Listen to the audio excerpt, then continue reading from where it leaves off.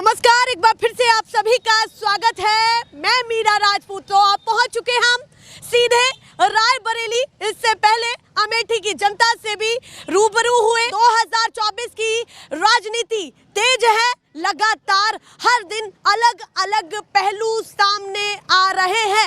एक बड़ा पहलू सामने निकल करके आया है बिहार से। नीतीश कुमार दूसरा रुख अपना रहे हैं, यानी कि दूसरे पाले में जा रहे हैं। उसके साथ साथ राम मंदिर का जैसा बड़ा मुद्दा कितना चुनाव में हावी रहेगा वो भी रहेंगी बातें, पर साथ साथ ये भी महत्वपूर्ण है कि अब पूरा इंडिया गठबंधन, या फिर मैं यहाँ पर मेंशन करूं कि इंडी गठबंधन क्या बड़ा कदम उठाने वाला है। एक तरफ राहुल की यात्रा भी चल रही है। देश में इतनी सारी राजनीति के अलग अलग एंगल, जनता के दिमाग में कितना बड़ा फर्क और कितना बड़ा प्रभाव डाल रहा है, तो सीधे रायबरेली की जनता से जानते हैं। और देखिए, ये सदर विधानसभा बताई है। दूसरे हाथ पर बात करूं तो पेट्रोल पंप है, चलता फिरता यहाँ पर रोड है पूरा, और काफी लोग एकजुट भी हो गए हैं जिनको हमने जुटा लिया। जोरदार तालियां बजा दीजिए भैया। ये रायबरेली की जनता है। तमाम मुद्दों पर बात होगी, नीतीश कुमार से लेकर के 2024 की तैयारियों तक और राम मंदिर तक भी। तो सबसे पहली चीज, शुरुआत बिहार से करें या पूरे देश की राजनीति पर बात करने वाले? कीजिए, पूरे देश की। तो चलिए, अभी ताजी खबर निकल करके सामने आई है कि नीतीश कुमार दूसरा रुख अपना रहे हैं। गठबंधन ऐसे ढीला होगा तो कैसे जाना है? देखिए, नीतीश कुमार जी दल बदलू चाचा हैं, और उन्होंने बदलू चाचा हैं। उन्होंने पहली बार नहीं, ये छठवीं बार है कि उन्होंने पलटू राम उनको कहा जाता वहाँ बिहार की राजनीति में। उन्होंने वहाँ बिहार की जनता को धोखा दिया है। तेजस्वी यादव वहाँ के डिप्टी सीएम हैं। तेजस्वी यादव ने युवाओं के लिए अभी निकाला था रोजगार। आपने देखा कितने बच्चे वहाँ शिक्षक हुए। वो पलटू राम चाचा को पचा नहीं। पलटू राम चाचा को लगा नीतीश को अगली गद्दी मुख्यमंत्री की मिल जाएगी। उन्होंने इसीलिए पलटा मारा कि अगर मुख्यमंत्री तेजस्वी जी बन जाएंगे तो लगता है कि अगले मुख्यमंत्री का उनका नाम आना था। बिल्कुल युवा निश्चित तौर से भैया को या बड़ी तैयारी प्रधानमंत्री की तरफ ना बड़ी तैयारी बिहार की नहीं थी। प्रधानमंत्री तो नीतीश जी नहीं बनना चाहते थे, वो जानते थे अभी मोदी के सामने इतना बड़ा फेस मेरा नहीं है। उन्होंने बिहार की विपक्ष की तरफ से ने अभी चेहरा घोषित नहीं किया, पर उनको समझ में आ गया कि भैया मल्लिकार्जुन खड़गे का नाम सामने आ रहा है, हम थोड़ा साइडलाइन हो जाते हैं। इसीलिए तो मैं कह रहा हूँ वो पलटू चाचा हैं। उनको लगा कि मल्लिकार्जुन का नाम सामने आ रहा है, उन्होंने पलट दी बाजी। और वहाँ पर देखिए, कांग्रेस क्यों नहीं संभाल पाई? मैं यहाँ पर सोनिया गांधी के गढ़ में खड़ी हूँ। ये सवाल बहुत वाजिब है कि कांग्रेस नीतीश कुमार को क्यों नहीं संभाल पाई, क्योंकि जब आप एकजुट कर पाएंगे तभी तो आगे कुछ कर पाएंगे। देखिए भारतीय जनता पार्टी जिस प्रकार से राजनीति करती है, आप मीडिया के लोग हैं, हमसे बेहतर आप जानते हैं क्या हो रहा है युवाओं के साथ। आप बताइए, मैं राम को नहीं मानता हूँ, राम को हर युवा मानता है, उत्तर प्रदेश में पूरे देश में। लेकिन राम का नाम का ढोंग भारतीय जनता पार्टी इसलिए करती है कि भारतीय जनता पार्टी राम के लोग हैं, राम के लोग पूरा देश है, लेकिन वो दिखाना चाहती है कि सिर्फ हम राम के हैं। राम का एक एक युवा है, और आने वाले समय में हम राम की भी पूजा करेंगे। लेकिन भारतीय जनता पार्टी से मैं क्वेश्चन करना चाहता हूँ, जो हम बिल्कुल क्वेश्चन है, बिल्कुल क्वेश्चन। आप बताइए, आज किसानों, मैं गांव से आता हूं, मैं फार्मर का बेटा हूं, मेरे पिताजी भी किसान हैं। गांवों की क्या हालत है आप जानती हैं? रात में किसान खेत ताक नहीं सकता, डीएपी 45 किलो की आती है। क्या हाल है आप जानते हैं? गांवों में सांड खेत चल रहे हैं, किसान रो रहा है, लोग मर रहे हैं। मोदी जी आके देखें क्या स्थिति है।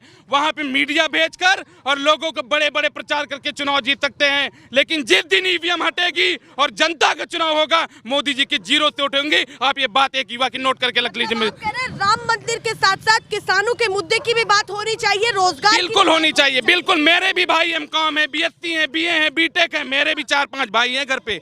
किसी को रोजगार नहीं मिला मैम।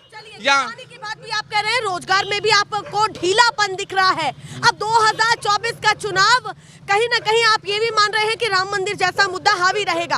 अगर रहेगा और आपको पता था, तो आप 22 तारीख को क्यों नहीं गया? जाना चाहिए था, विपक्ष को, पूरे विपक्ष को जाना चाहिए था, क्यों सामना नहीं किया? ये बताइए। अभी ठीक आप कह रहे हैं विपक्ष को जाना चाहिए था। राहुल जी असम में थे उस दिन, क्या हाल हुआ? वहाँ के मुख्यमंत्री ने उनको मंदिर के अंदर नहीं घुसने दिया। अगर हमारे नेता या किसी के भी नेता या दूसरे पार्टी के नेता अगर जाते वहाँ उनका अपमान होता, क्या अच्छा लगता? भारतीय जनता पार्टी ने वहाँ पे साधुओं को नहीं कर पाई सम्मान, हमने देखा टीवी पे। अगर जाना था, शंकराचार्यों की बात कर रहे हैं। बिल्कुल शंकराचार्य को क्यों नहीं बुलाया गया? उन्हीं वो विपक्ष की विचारधारा से शायद संलिप्त थे, नहीं, तभी ऐसी बात। पहले तो मोदी जी उन्हीं 45 मिनट तक बैठते थे। हाँ। पहले तो नहीं विपक्ष के वो थे, लेकिन जब मंदिर बनना था मोदी गलत कर रहे थे, शंकराचार्य जी ने सही बात बोली तो वो विपक्ष के हो गए। 2024 का बताइए कंक्लूजन क्या रहने वाला है, और लोगों से भी चर्चा। 2024 में उत्तर प्रदेश से हाँ। भारतीय जनता पार्टी साफ होगी, और यहाँ के युवा, मैं रायबरेली में खड़ा हूँ, समाजवादी पार्टी की 4 सीटें हैं, 1 सीट 3000 से हारी है। अगर समाजवादी पार्टी प्रत्याशी लाएगी तो कांग्रेस भी हारेगी, भारतीय जनता पार्टी भी हारेगी। अगर गठबंधन हुआ तो हम लोग कांग्रेस को यहाँ से जिताने का काम करेंगे। अच्छा, गठबंधन हुआ तो कांग्रेस को निकालेंगे आप? बिल्कुल, निश्चित तौर से। सोनिया गांधी अपने घर में बिल्कुल मजबूत है? बिल्कुल, बहुत भयंकर मजबूत। प्रियंका जी लड़ेंगी 3 लाख से जीतेंगे, सोनिया जी लड़ेंगी 2 लाख से जीतेंगे। कोई भी जीते, गांधी परिवार। गांधी परिवार, बिल्कुल भाई, यहाँ अमेठी दूं। कोई बढ़िया नेता उतार दिया, जैसे ईरानी जी उतारी थी 2019 में, अमेठी से हार गए राहुल गांधी, धरी की धरी रह गई कांग्रेस की गठबंधन। ये रायबरेली की जनता है, यहाँ नेता पैदा होते हैं, और जिसको भी उतार दें उनकी हैसियत रही, जमानत जब्त हो जाएगी भारतीय जनता पार्टी की। मेरी बात नोट की, नंबर लिख के जाइए, भारतीय जनता पार्टी कभी नहीं जीत सकती यहाँ से। नंबर देने के लिए तैयार है, नाम नोट करवाने के लिए तैयार है, और कह रहे हैं कि ये सोनिया गांधी का गढ़ है और उन्हीं का रहेगा। आपसे चर्चा की शुरुआत करती हूँ, बताइए इस बार कौन सा? अच्छा, आप ना करेंगे, थोड़ा सा आगे आ जाइए जी, जल्दी से आइए तिलकदारी भैया, बताइए इस बार क्या माहौल बना हुआ है? अरे आप ही बता दीजिए क्या माहौल बना हुआ है? माहौल तो अब की बार बहुत बढ़िया बना हुआ है। माहौल बढ़िया बना हुआ है। आवाज काहे डाउन हो गई है? तेज थोड़ा बोलिए। मैम गले में प्रॉब्लम है। अब गले में दिक्कत हो गई है, चलिए थोड़ा तो दम लगाइए ताकि माइक तक आवाज पहुँच जाए। माहौल तो बढ़िया बना हुआ है। हाँ, मैं किसी पार्टी का विरोध नहीं करता हूँ। दोनों कहीं नहीं करते हैं। ठीक। हाँ, सरकार कोई भी आए, ठीक। बेरोजगारी नंबर 1 पे आनी चाहिए। हाँ, आज बेरोजगारी नंबर 1 पर आनी चाहिए। बेरोजगारी मतलब हटनी चाहिए, हटनी चाहिए। अच्छा, क्योंकि आज आप देख रही हैं, आज आप देख रही हैं, जी। न जाने कितने लोग हाँ, कमाते हैं। हाँ, दाल इतने रुपए किलो, चीनी इतने रुपए किलो, जी। मजदूरी 300 रुपए किलो। हाँ। उस 300 रुपए में बताइए आदमी क्या खाए, क्या 300 रुपए कमाए? किलो मजदूरी। 300 रुपए। भैया देखिए, कैमरा जब आता है तो इंसान के दिमाग में कंफ्यूजन बहुत हो जाती है, मैं वो समझ सकती हूँ। बताइए जो आपको कहना है। 300 रुपए कमाता है। हाँ। और महंगाई इतनी है। मतलब महंगाई, मजदूरी- मेरा कहने का मतलब मजदूरी बढ़ाई जाए और जो वो है उसको कम किया जाए। चलिए, उनका कहना है कुल मिलाकर के महंगाई ज्यादा कमर तोड़ रही है उनकी, बेरोजगारी पर काम होना चाहिए। जो मोटी मोटी उनकी मुझे बातचीत समझ में आई है, ये भी कहना है कि चाहे बीजेपी आए चाहे कांग्रेस आए, इन 2 मुद्दों पर काम करें, उनको किसी से कोई कुरेज नहीं है। चलिए, हमने थोड़ा ज्यादा अच्छे से समझा दिया है, आपकी बात को पहुंचा दिया है। आप बताइए जी, क्या कहना चाहते हैं इस बार रायबरेली में? क्या करेंगे?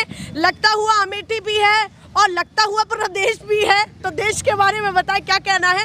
मोदी जी तीसरी बार प्रधानमंत्री बन पाएंगे या नहीं? ये जो प्रश्न चिन्ह है वो किधर जा रहा है, जल्दी से बताएं। सीधी सी एक बात है जी। अगर वो चाहें बैलेट पेपर से चुनाव करा के देख ले, उनकी बीजेपी वालों को अपनी औकात का पता चल जाएगा। अच्छा, चाहे तो बैलेट पेपर से चुनाव करा के हाँ, देख ले। बिल्कुल। और यार आपको औकात पता चल बिल्कुल औकात पता चल जाएगी बीजेपी की। पता चला कि बैलेट पेपर से भी जीत गए तो फिर क्या करेंगे? बैलेट पेपर से जीत के दिखाए तब जाना जाए ना। चैलेंज दे रहे हैं। चैलेंज कर रहा हूँ मैं। मशीन से क्यों दिक्कत है आपको बताइए? ईवीएम में धांधली होती है, जिसका लाइव जो है यहाँ से सुप्रीम कोर्ट के वकील भानु प्रताप एडवोकेट वगैरह लोग सब लाइव डेमो दिखा के कर मतलब रहे जो हैं। प्रोटेस्ट कर रहे हैं, जो लोग आवाज उठा रहे, विरोध कर रहे हैं, हाँ, सही कर रहे तो हैं। आप उनकी बात को मानते हैं? मानता हूँ मैं, तो आपको 100% लगता है कि उनकी मानता हूँ। बातों में सच्चाई है? बिल्कुल सच्चाई है, पक्का लग रहा है? पक्का लग रहा कि है। मशीन में कुछ है? हाँ, बिल्कुल 100% है। जब मशीन में कुछ था तो कांग्रेस के राज में मशीन क्यों चल रही थी, ये बताइए। कांग्रेस के राज में मशीन चल रही थी तब इतनी हैकिंग नहीं हो रही थी। हाँ। जिस प्रकार से ये लोग जो है हैक करके ईवीएम को अच्छा, आपको लग रहा है दुरुपयोग कि कर रहे ज्यादा हैं। दुरुपयोग कर रहे हैं? बिल्कुल दुरुपयोग कर रहे हैं। चलिए भैया, कह रहे हैं कि हमको तो मशीन पर ही शक है। हाँ। बाकी मुद्दों पर भी बता दीजिए, क्या कहना चाहते हैं? मुद्दों पे बेरोजगारी भ्रष्टाचार चरम पर है, हाँ। जो कि पूरा उत्तर प्रदेश देख रहा है। हाँ, ऐसा ना हो कि इस बार 400 पार वाकई हो जाए राम राज्य के नाम पर। ईवीएम से हटा के देख ले, पार कभी नहीं हो पाएंगे, जिंदगी में नहीं पार हो पाएंगे। कंक्लूजन यही है कि ईवीएम हटाओ, ईवीएम हटाओ, यही बात वो बार बार कह रहे हैं। हाँ, क्या कह रहे हैं? ईवीएम हटाओ, देश बचाओ। आप कहीं गफलत में तो नहीं है कि भैया पिछले से कम आएंगी उनकी सीटें, और पता चला कि इस बार वो बहुमत नहीं, बहुमत से ज्यादा की तैयारी कर रहे हो कि सारे रिकॉर्ड फेल कर भारतीय दे जनता- और 400 पार ले आए? भारतीय जनता पार्टी की बात कर रहे हैं हाँ। तो कह तो रहे हैं हम बैलेट पेपर भी करा लें, हाँ। अगर उनकी वाकई में हैसियत है। जी। अगर करा ले बैलेट पेपर पे 200 भैया बोले 150 सीट नहीं क्रॉस करेगी Bharatiya Janata party. EVM hacking है, रायबरेली का उदाहरण है। मैं खुद था अंदर ड्यूटी पे और यहाँ पर अच्छा, आप भी ड्यूटी बिल्कुल अंदर थे, मुझे लगाया गया था। मैं आपको बता रहा, काउंटिंग में घपला होता है और प्रत्याशी यहाँ का जीता हुआ था। मैंने साक्षात देखा, ईवीएम में निश्चित तौर से गड़बड़ी होती है। मैं ईवीएम पर बिल्कुल बैलेट पेपर से करा ले मोदी जी को, भारतीय जनता पार्टी, उनकी हैसियत, उनकी औकात पता चल जाएगी। 2024 तो ईवीएम पर ही होगा। करा ले वो तो अंधा राजा काना कहावत है ना, कुछ ऐसे करके वो तो कुछ कराए। तानाशाह है पूरे प्रदेश में। आप उत्तर प्रदेश का ले लीजिए, मैं उत्तर प्रदेश का निवासी हूँ। उत्तर प्रदेश में तानाशाह है, इसमें कोई दो राय नहीं है। आप देख लीजिए आज बेरोजगारी कहाँ है, किसान किस हालत पर है। आप मीडिया के लोग हैं, स्तंभ हैं, आप जानते हैं। अगर आप लोग नहीं बोलेंगे तो निश्चित तौर से किसान रोएगा। और किसानों का बहुत बुरा हाल है मैम। 45 किलो का खाद मिलती है, सब्जी का रेट किसान लाल टमाटर देखता है लेकिन खरीद नहीं पाता है। ये स्थिति है आज, आप जान लीजिए। चलिए, वो किसानों के मुद्दे को ज्यादा उठा रहे हैं। आप बताइए जी, आपसे बातचीत नहीं हो पाई, आपके मन की भी बताइए कि इस बार क्या होने वाला है। हमारे मन की बात है, ये रायबरेली सदर विधानसभा है। यहाँ कांग्रेस का बोलबाला रहा है भी है। और हमारे रायबरेली विधानसभा में 4 सीटें हैं विधानसभा लोकसभा उसकी विधानसभा की, जिसमें से 4 तो समाजवादी पार्टी की हैं, 2 सीटें बीजेपी ने यहाँ धांधली करवा के 2 सीटें हरवाई है उसने। 2100 प्रक्रिया में ज्यादा धांधली लगी है। जी धांधली लगी है। हम वहाँ भी थे, हमारे प्रत्याशी भी थे। नहीं, वहाँ बीजेपी ने हमारे प्रत्याशी को वहाँ से डरा के भगा दिया है। 6 सीटें में 4 सीटें भी हमारे सपा ने जीती है यहाँ पे। और रही तो यहाँ बताइए, जब बटन दबा करके आएंगे या फिर बटन दबाने जाएंगे, यहाँ पर करेक्ट कर दूं, तो उस समय दिमाग में क्या क्या चलेगा आपके, जल्दी से बताएं।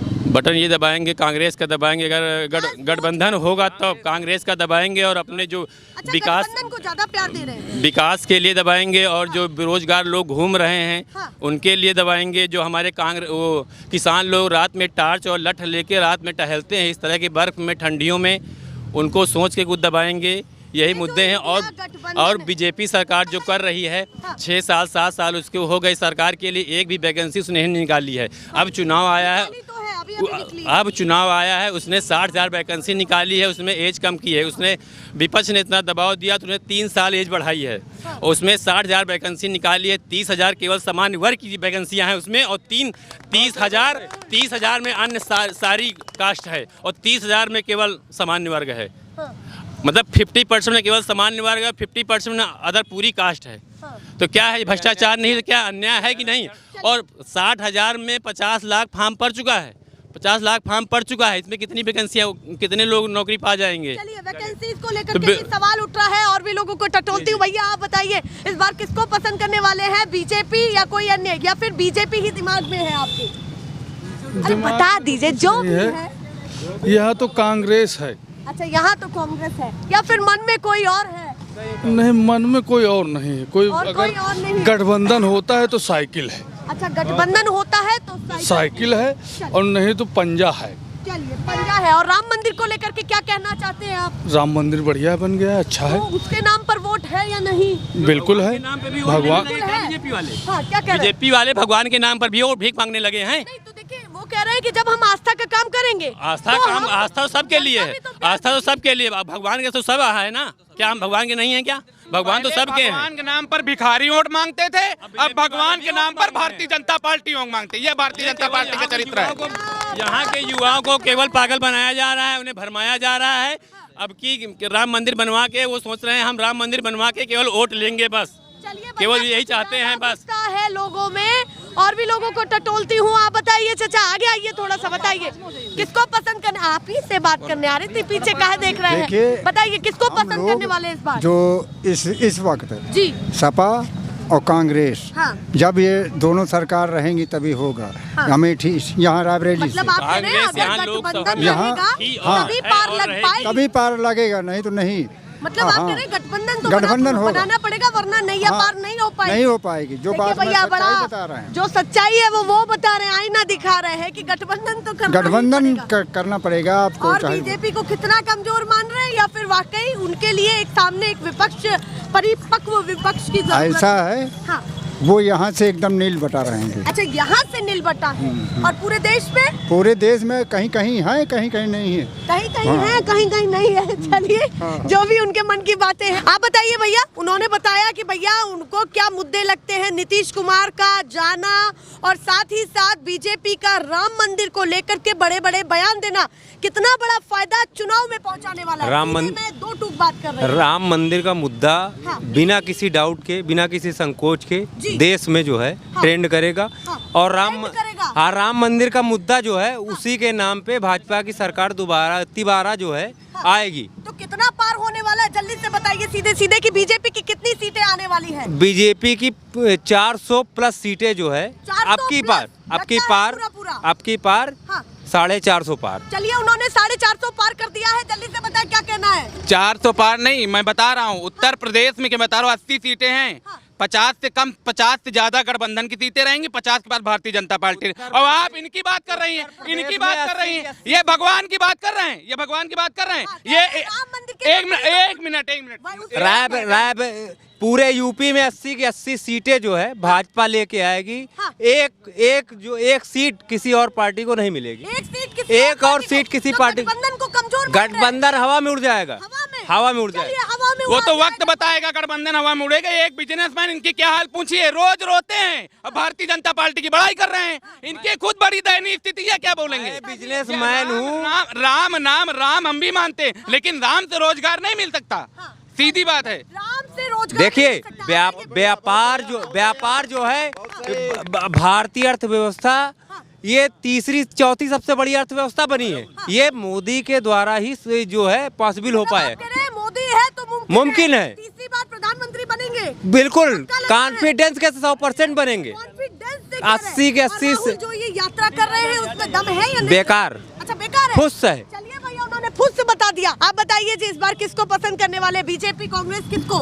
नहीं, हम तो कांग्रेस को हमेशा पसंद करते हैं। अच्छा, कांग्रेस को हमेशा पसंद करते हैं। बीजेपी को नहीं पसंद करते, क्योंकि बीजेपी की सरकार में सबसे ज्यादा भ्रष्टाचार हुआ है। अच्छा, भ्रष्टाचार ज्यादा दिख रहा है आपको? बहुत ज्यादा हुआ है। और जहाँ तक भ्रष्टाचार में लिप्त लगा, थोड़ा सा इधर आ जाइए ताकि बात हो पाए। जहाँ तक बेरोजगारी की बात है तो सबसे ज्यादा इसी सरकार में पेपर लीक हुए हैं। लेकिन मीडिया जो है दिखाती नहीं। ऐसा कोई पेपर लीक की बातें हैं, ऐसा कोई पेपर हुआ नहीं जो लीक ना हुआ हो। क्या एक्सपेक्टेशन है आपको? क्या लगता है कि कौन कौन से मुद्दे ऐसे पीछे रह गए यूथ के लिए जो आपको लगता था कि भैया ये होने चाहिए थे और हमको ये नहीं मिल पाए? नहीं, हम चाहते हैं जो हुआ हो वो बताइए आप, जो अच्छा भी लगा हो। हम चाहते हैं कि महंगाई थोड़ी सी कम की जाए, क्योंकि इसमें जो गरीब जनता है वो सबसे ज्यादा दुखी है। इन्फ्लेशन पर काम हो। और जैसे कि बेरोजगारी एक मुद्दा है, तो बेरोजगारी मुद्दा वो मीडिया दिखाती नहीं, उसको साइड में कर देते हैं। और कोई धार्मिक मुद्दा बीजेपी वाले उठा देते हैं और उसमें लोगों को बहला फुसला के वो ईवीएम धार्मिक मुद्दा उठा देते हैं, बहला फुसला देते हैं, उसी में लोगों को उलझा देते हैं। तो और रही बात उसकी ईवीएम की, तो ईवीएम 110%, हम 110% की बात कर रहे हैं। और आप लोग तो दिखाती नहीं है, लेकिन उसको किसी दिखाएंगे, इतना काहे आरोप लगाते हैं कि घेरने लग जाते हैं? नहीं, अच्छा, ये ध्यान से हम आपको ये बताना चाहते हैं, इतनी जगह ईवीएम पता लगा कहीं उस पे कूड़ादान में पड़ी हुई हैं या किसी नाले में, किसी नैया में, बहुत जगह पड़ी हुई हैं। आज तक मतलब इस मुद्दे पे कहीं वो चर्चा ही नहीं हुआ। अगर चर्चा हुई है तो फ़ोन के माध्यम से, मीडिया के माध्यम से, सोशल मीडिया के माध्यम से जानकारी, बाकी और इसका कोई कहीं चर्चा ही नहीं होता। मतलब आप कह रहे हैं ईवीएम पर एक विस्तार से चर्चा होनी चाहिए। और हम चाहते हैं कि बैलेट पेपर से वोट हो और ईवीएम हटाई जाए। चुनाव आयोग से क्या अपील करना चाहते हैं? अगर आप कह रहे हैं कि हम दिखाते नहीं हैं, तो आप जो करता धरता है ईवीएम के, या फिर चुनाव आयोग जो प्रक्रिया देखता है, उनसे क्या अपील आप करना चाहते हैं, अगर आपके मन में इतनी टीस भरी हुई है तो? नहीं, जब अदर कंट्री जो विकसित देश हैं, जब वहाँ बैलेट पेपर से इलेक्शन होते हैं, ईवीएम से नहीं होते, तो हम यहाँ काहे लिए ऐसा होता है जो मतलब आप कह रहे हैं यहाँ नहीं होना चाहिए? जी जी। चलिए, और सब कुछ बढ़िया चल रहा है? जी जी जी। चलिए भैया, वो कह रहे हैं और सब कुछ बढ़िया चल रहा है। और भी कोई रह गया तो आप बताइए भैया, क्या कहना चाहते हैं? आपके दिमाग में क्या चल रहा है इस बार? कौन पसंद है, बीजेपी, कांग्रेस या फिर कोई अन्य? समाजवादी पार्टी। अच्छा, समाजवादी खुला ना कांग्रेस ना बीजेपी, समाजवादी पार्टी? नहीं, पूरा जो आदेश आएगा वही। समाजवादी पार्टी ये कह रही है कि हम कांग्रेस को दो सीटें देंगे, 3 सीटें देंगे, ऐसा तो नहीं कि कांग्रेस और समाजवादी पार्टी दोनों आपस में लड़ती है। नहीं ऐसा नहीं है। बीजेपी उससे आगे निकल जाए। नहीं लड़ाने वाले लोग लड़े, लेकिन लड़ने वाले लोग नहीं है। अच्छा, गठबंधन, हाँ, जो वहाँ से आदेश होगा श्री अखिलेश यादव जी का, उसी हिसाब से रायबरेली में हम लोग काम करेंगे। ये भी नहीं होगा कि नीतीश कुमार चले जाएंगे। सोचा हो तो गया ना। नहीं मैम, कहाँ चले गए? हाँ। कब चले गए? नहीं, आपको खबर नहीं मिल रही अभी है तो नहीं गए कि वो राजभवन क्यों गए हैं? अभी तो नहीं गए। वो जब राजभवन जाते हैं तब मुख्यमंत्री की कुर्सी उनके हाथ में रहती है। अभी तो नहीं गए। अभी नहीं गए। अभी तो नहीं गए। पूरा आश्वस्त है कि बिल्कुल नहीं जाएंगे? बिल्कुल आश्वस्त है। जब तक जाएंगे तब तक हम कैसे मान लें? वो तो क्या अभी जाके हम खेत अपना रात में ताकेंगे, जब तक गाय सांड हमारे खेत में नहीं घुसेगा हम कैसे मान लें घुस गए? लापरवाही कर देंगे तो वो तो साइन लापरवाही कर कहाँ जाएगा कर रहे हैं? ना। कौन कर रहा है? वो तो बात की बात, जब होगा देखा जाएगा। अभी तो सरकार में है ना। चलिए, और अगर वो चले भी हमारे जाएंगे तो जन तो बिहार में, बेकार है। अभी चले भी जाएंगे तो बिहार में तेजस्वी यादव है ना।